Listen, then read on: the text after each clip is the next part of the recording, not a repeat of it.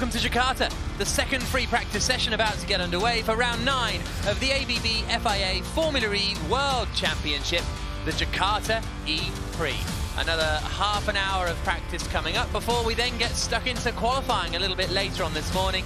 There's a look at downtown Jakarta, and we're a little further north on Ancol Beach, and this is where we lie in the season. We're starting the second half of the year with Jakarta, then followed by Marrakesh, 2 races in New York, 2 races in London, and 2 races in Seoul to complete the season in the middle of August.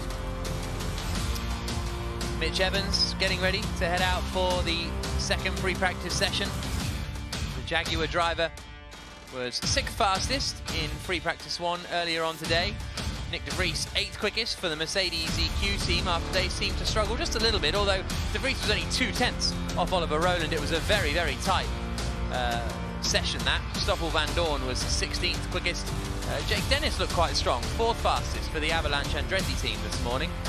And as far as the championship is concerned, it is Stoffel van Dorn who is at the top. 3 podiums in a row, including a win in Monaco, have propelled him to the top of the standings. 12 points. Finished that race, Jack. You didn't finish the second one, but I think you finished the first one. Anyway, talk about this race. Jakarta, 2.37 kilometers, 18 turns. It's dusty. It's pretty low grip. Wide entry into turn 1. 1, 2, and 3 are all taken really as one corner. And setting up for the kink through 4, 5, close to the wall through 6, bumpy braking zone, turn 7. Then you've got the 9, 10, 11, 12, all taking the flowing section, heavy braking into the hairpin of turn 13. Turn 16, bank left-hander, attack mode activation zone on the outside, Jack's favourite corner, turn 17. And then at the final sprint out of turn 18 to the finish line. 2.37 kilometers, and there you can see the Jakarta Bay behind, where at the top of the northwest of Java Island. Track temperature 30 degrees, air temperature up to 32 degrees, and it's 2 minutes to 9 in the morning. So this is going to be a warm one. It only says 63% humidity. Yeah. I'm going to argue with that. Yeah, I think it's 120%. Yeah, it's unbelievably humid, unbelievably hot, and we're sitting in air conditioning now. The drivers, the teams working on the cars, very, very testing conditions for them today. Nick de Vries. For the cars too. Yeah, absolutely.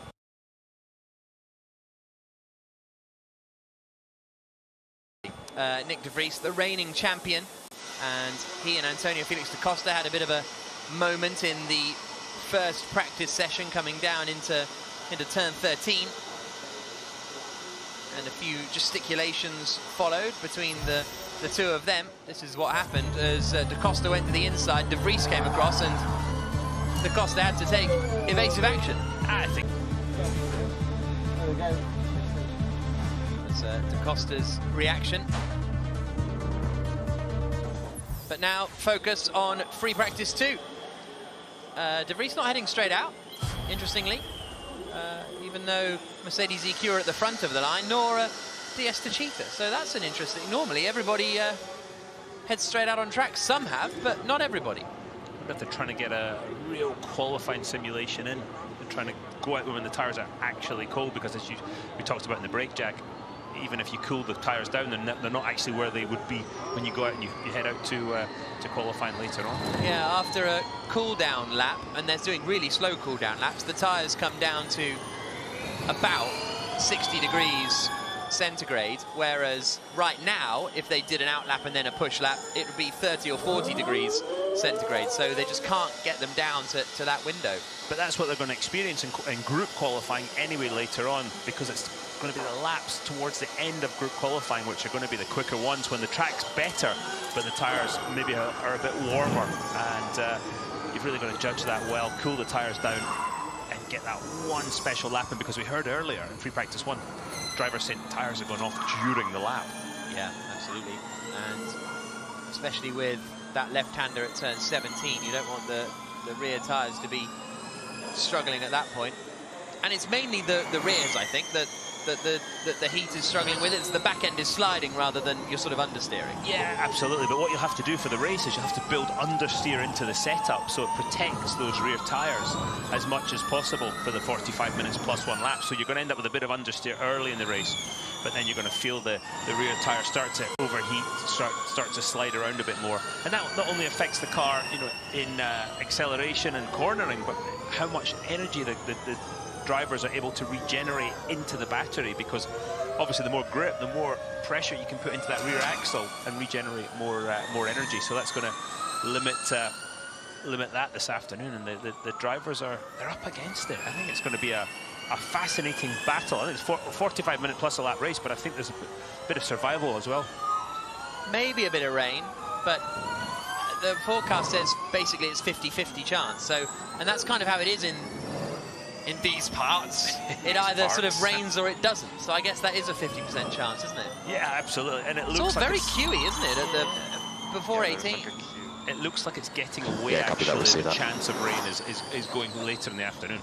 Lucas Di Grassi bouncing over the bumps into turn 7. So I think you're right. Everybody's doing an outlap and then just getting straight on it at 250 kilowatts of power, replicating a duel, basically. But even when you're only replicating really the quarter-final, aren't you? Because then once you're into the semis and the finals, your tyres have got that heat in them anyway. Yeah, and also, if you've just come out from qualifying Group B, you're not really replicating that either, because you've just been on those tyres for ages. And this is where you have to use your experience as a team and as a driver to know exactly what the offset is and what you're searching for the perfect balance for those laps. You see Lucas Di Grassi just the back end of the car squirming around as he tries to put the power down out of turn 18. 108.7. Quickest this morning was a 108.4. That's reasonable actually, straight out the blocks, and with the track you would have thought getting a little bit dirtier in the gap between the sessions, and a lot warmer. Yeah, look how dark the asphalt is, and with the sun beating down on that, the track temperature is going to come up so quickly, and that is going to be a real challenge. We talked about these long corners, turns 1, 2 and 3. The cars are now in turn 3. That's one long corner. That's just torturing those left-hand side tyres. 26 minutes to go. Here comes Nick de Vries across the line. Van Dorn now goes fastest. All these lap times flying in as people do their first runs. It's still de Grassi's time that is holding up. Van Dorn has gone quicker by a 10th, but de Grassi's still second fastest. Oliver Rowland, who was quickest in free practice 1, now goes 6th quickest. Alexander Sims sliding his way out of the final corner, and he comes across the line and goes 15th quickest. Mitch Evans starting a lap, by the looks of things, in the Jaguar. Down towards turn 1. Here's a look at Da Costa into turn 13. Pretty big lockup. Yeah, that is sizable. You see him trying to get off the brakes, trying not to flat spot the tyres. These tyres are very robust, and the car hitting the ground.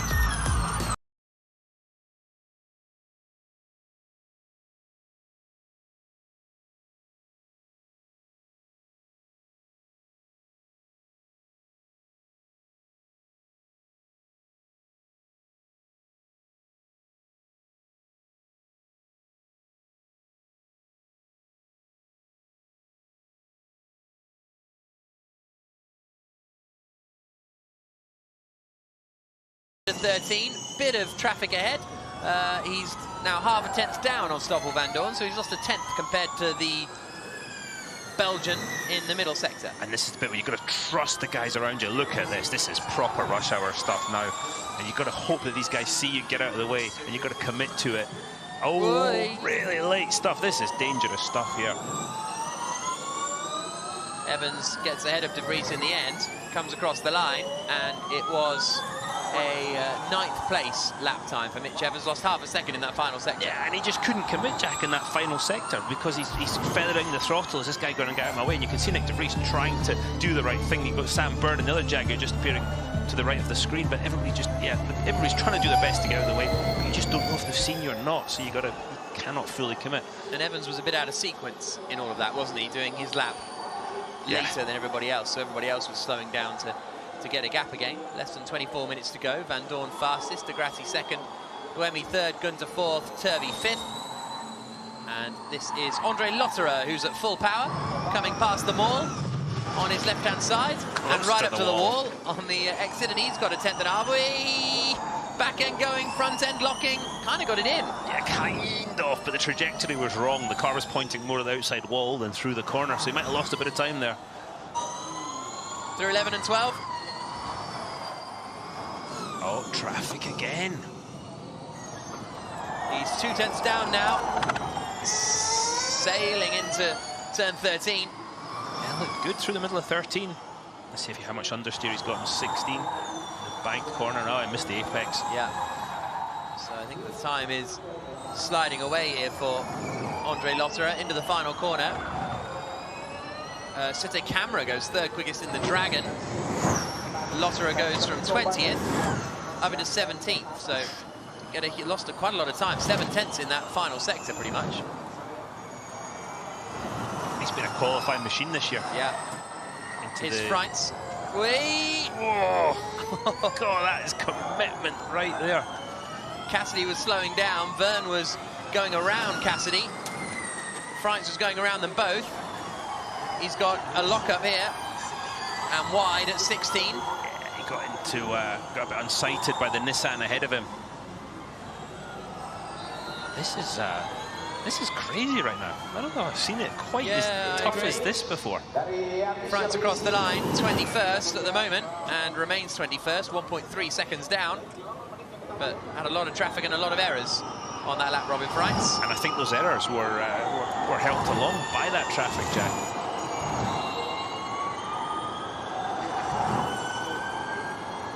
22 minutes to go. Van Dorn returns to the pit lane. So the camera, Bird, Verline, De Vries and Askew all have already. And here comes Sebastian Buemi, Max Günther. His teammate Buemi was second quickest in first practice. Günther ended the session 18th quickest, but didn't actually get a lap in at full power. So that explains certainly some of the deficit to his teammate. He's not at full power here. And after the middle sector, he's 2.2 seconds away from Stoffel Van Dorn. Up into the final corner. Turn 16. In turn 16, it's another one of those corners with a curved braking zone. The car is straight for a minute percentage of this lap, which makes it difficult for the drivers, but also just tortures the tyre. And I think we'll only realise how much when we get into the race later this afternoon. Giovinazzi starts a lap. He's 22nd at the moment. His teammate Seri Jakarta third quickest. He's not at full power here, Antonio Giovinazzi. As he comes into 2 and then 3. Interesting, not a massively wide entry into turn 3. I thought he would take a wider entry there to open up the exit. 8/10 down in sector 1. Now into turn 7.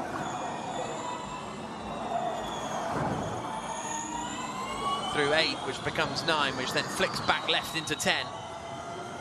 The Porsche of Verline up ahead and keeps out of the way as Giovinazzi comes through. He's now 2 seconds down after the middle sector. He's not in full power, and but nobody is on a flying lap just yet. And he could be doing a racing, race run here.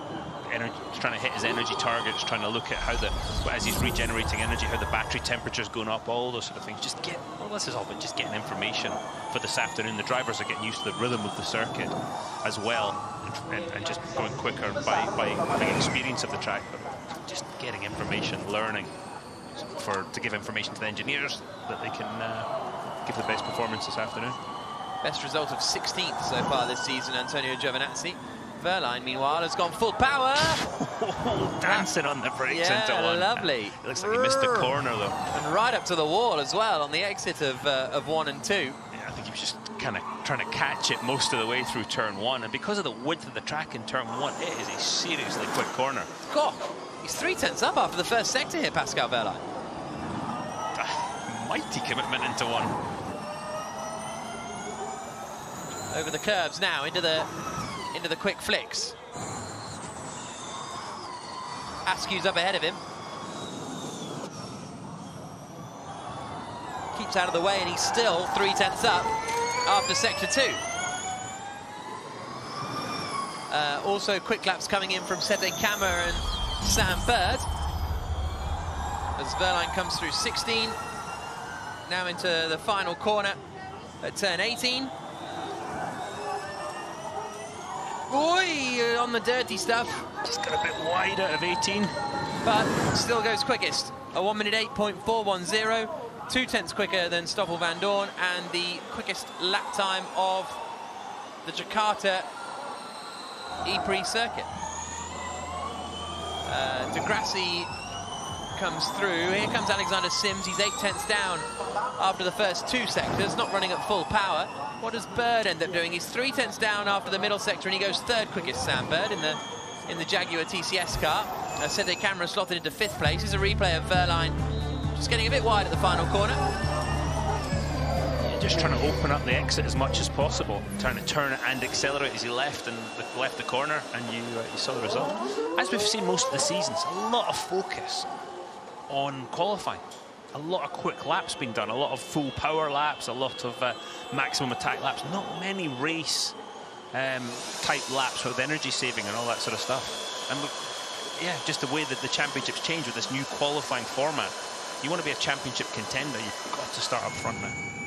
Yeah, it's so true, because they've been, as we ride with Mitch Evans down into turn 1. Let's go with the heads-up display a little bit wide of the apex, and he's bailed out of it. Yeah, just didn't get in there. You can see the front of the car sliding. But when Formula E started, it was sort of everyone focused on 1 lap pace. Then everybody realised actually efficiency was the way to win. And everybody focused on that. And then now we're kind of back to 1 lap pace being the really important again. Yeah, and obviously both are important and always have been.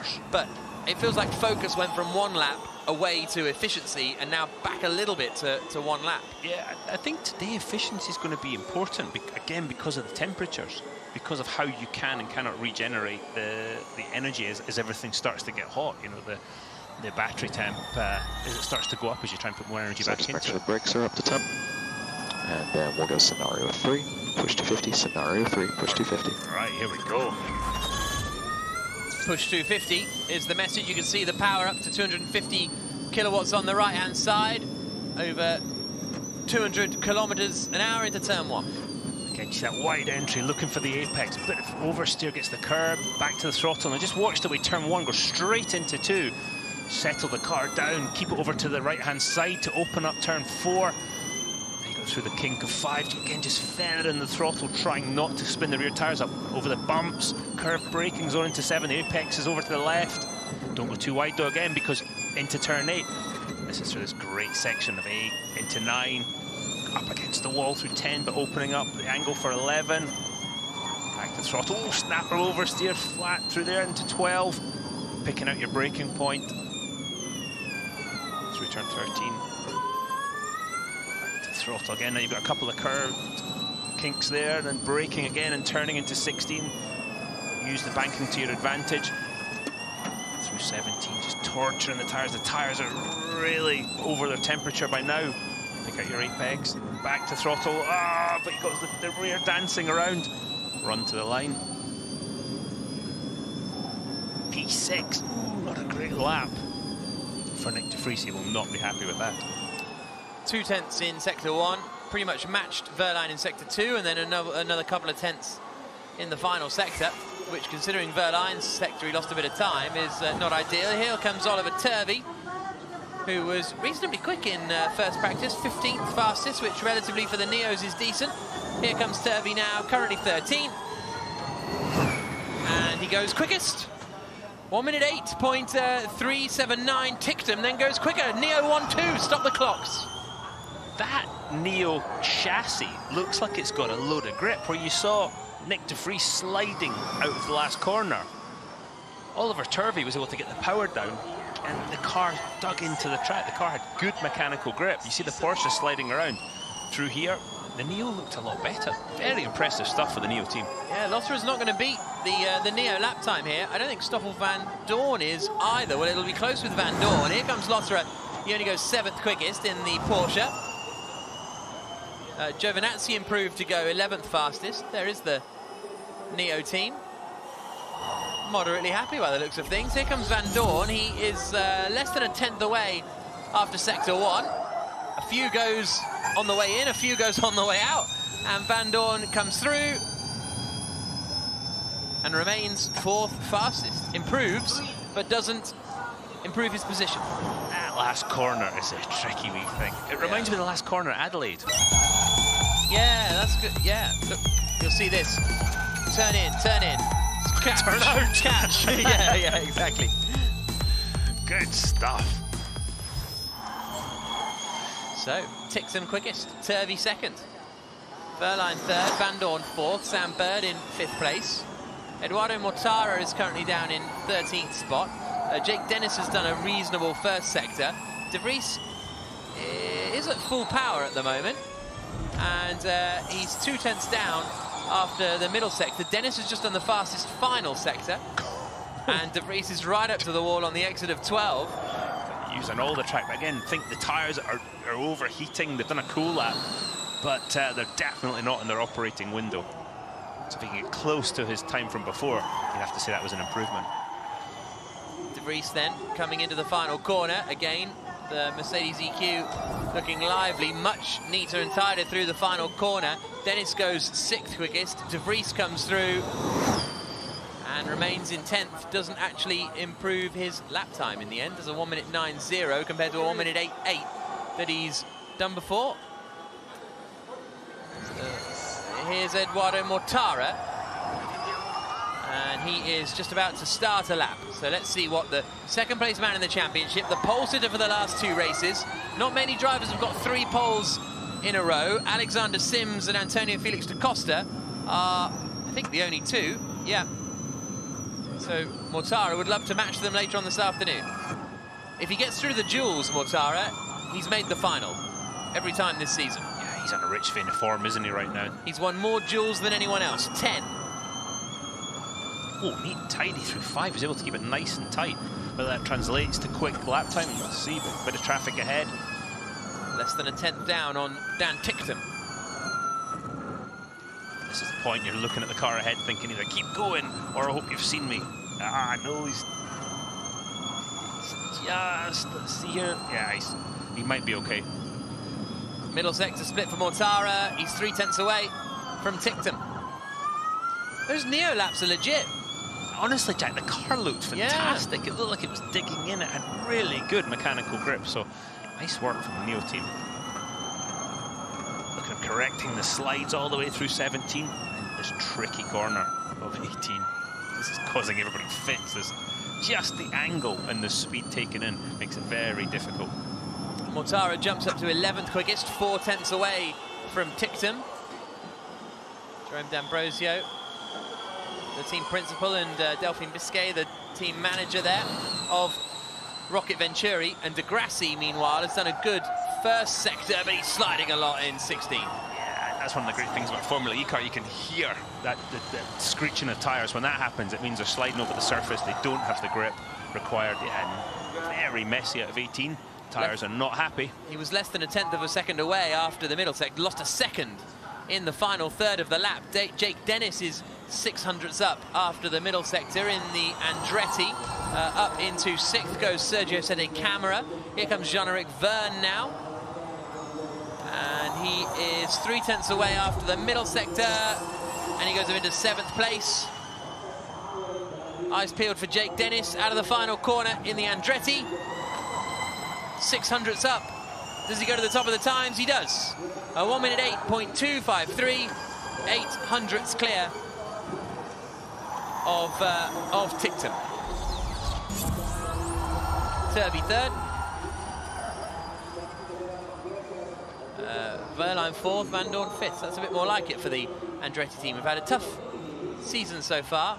Antonio Felix da Costa taking it very steady into the final corner to, well, he had enough gap anyway, but now he's on a quick lap. I think he's just gone nice and easy on the tyres, trying to keep them, keep them in their out of their operating window as long as possible, trying to keep them cool. And he locks up in turn 1, misses the apex, and that's the end of the lap. Really, look at the dust as he went offline. Turn 1 in the race this afternoon, lap 1, is going to be really interesting. Incredible amount of dust offline. Let's see if he keeps pushing. Tell you what, DS to Cheetah looks pretty good over the bumps, where some of the other cars are really hitting the ground, and the dampers aren't sort of squashing the bumps. The DS to Cheetah looks like it's really absorbing the bumps very well. 8 minutes and 20 seconds to go. Mortara coming into the final corner, and he's a quarter of a second away from Jake Dennis. So if this goes well, he could get up into 5th place, right up towards the wall. Roland goes 7th quickest. Mortara doesn't improve. I think he got the wall. I think he left a little mark on the wall. Small one. Here's Antonio Felix da Costa coming. Oh, this was the lock-up into turn 1. Just watch as he starts to turn, unload the front tyre, locks up, misses the apex. Now watch the dust. Oh, we cut out of it, but oh, just look at this, Neil. Look at the grip available. This I probably have a big slide. Yeah. Ah, there you go. There's your slide.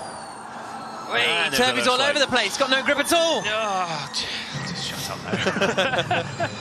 Through the first sector, he's a quarter of a second down on Dan Tictum. We're going to see Tictum's first sector on the bottom right. He's 2/10 away from their previous best.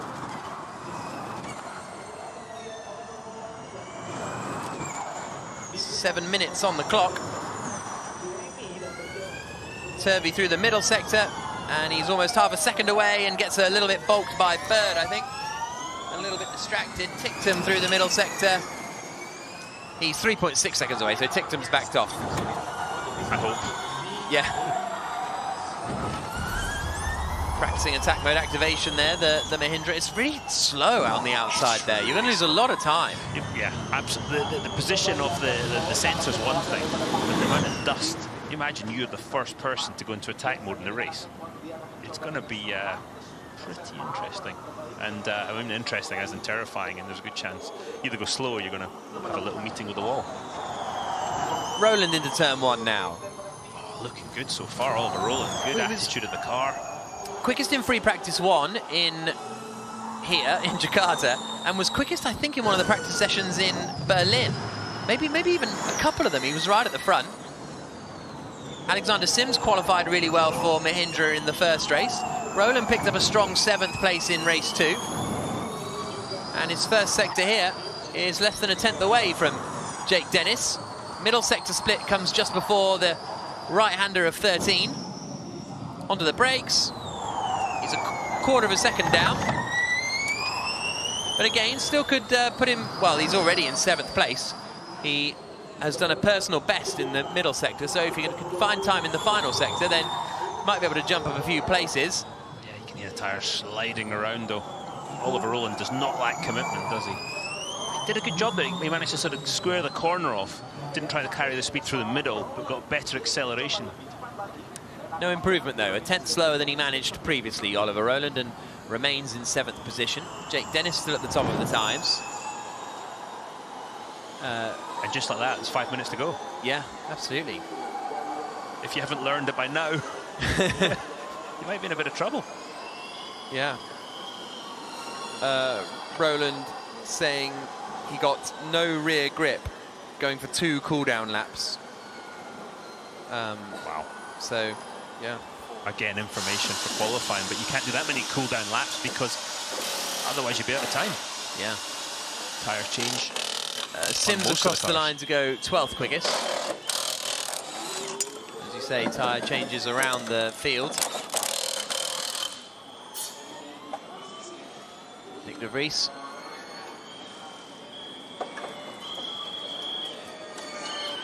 Out of the pits goes Sede Camera, out of the pits now goes de Vries, and here is Antonio Giovinazzi on a full power lap into turn 1.